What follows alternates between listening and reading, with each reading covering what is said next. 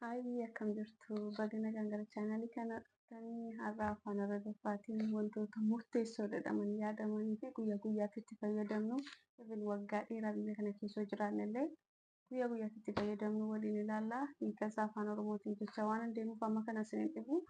Chaanalii kana subscribe gochuun hin dagatinaa. Let's go. Ruhii ruhii jechuun deemi deemi. Fakkeenyaaf achi deemi. Ruhii honaak. Ruhii honaak. Ruhii honaak. Ta'aalii jechuun kottu. Fakkeenyaaf ta'aalii honii. Ta'aalii honii. Yaamma honii jechuun as kottu. Waqfi jechuun dhaabii dhaabi. Fakkeenyaaf waqfil shogol. Waqfil shogol jechuun hojii dhaabii. Jilisii jilisii jechuun taa'ii taa'ii. Fakkeenyaaf jilisii honiik. Jilisii honiik jechuun achi taa'i achi taa'i. Guu guu jechuun ka'i ka'i. Fakkeenyaaf guuma ibsiraa jechuun dafii ka'i. Guuma ibsiraa jechuun dafii ka'i.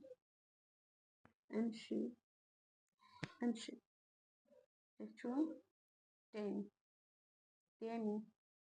Fakkeenyaaf amshil baqqaala. Amshil baqqaala jechuun suuqii deemii suuqii deemii.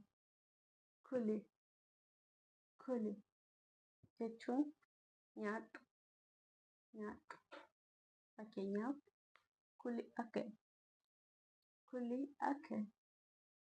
Yaamma kuli al akal jechuun nyaata nyaadhu nyaata nyaadhu. Shirabii shirabii jechuun dhugi dhugi.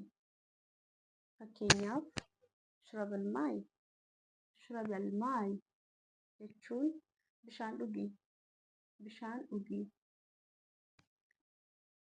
Irtaahii irtaahii jechuun boqodhu boqodhu.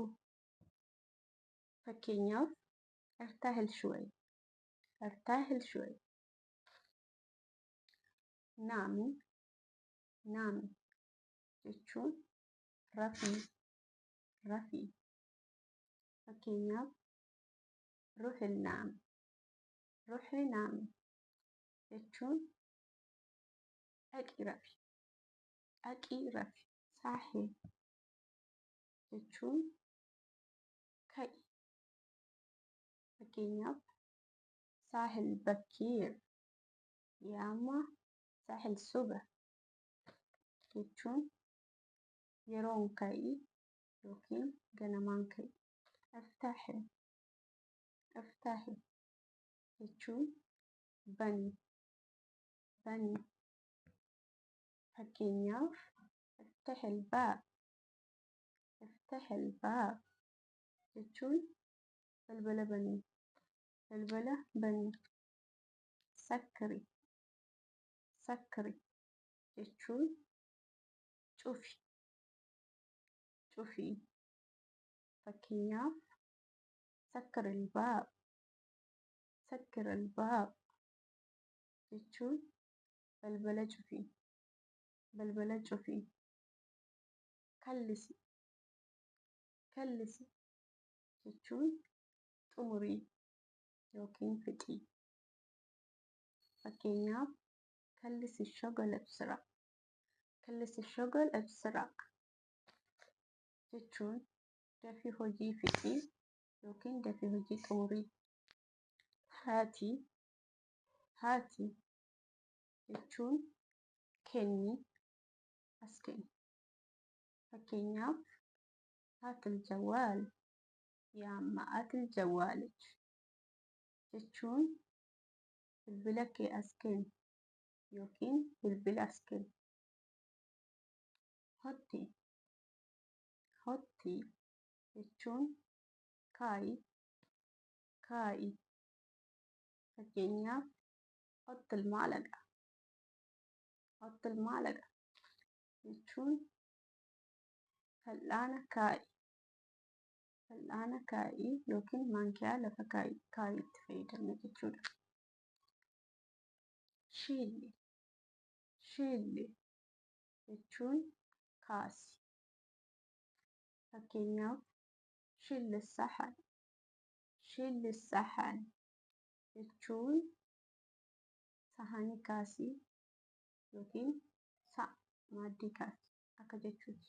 Fakkeenyaaf yeroo nyaata nyaatanii fixanii ta'aali shilli sahan yoo isiniin jedhan kottuutii saanii kana kaasii jechuudha. Naddif jechuun qulqulleessi. Fakkeenyaaf naddifil beet jechuun mana qulqulleessi. Laattirra hin deemin.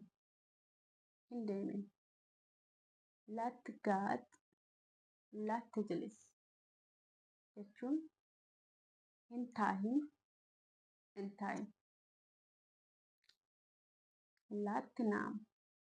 Laatinaam jechuun hin rafin. Laatitkallam yaamma wala kalbi jechuun hin dubbatin.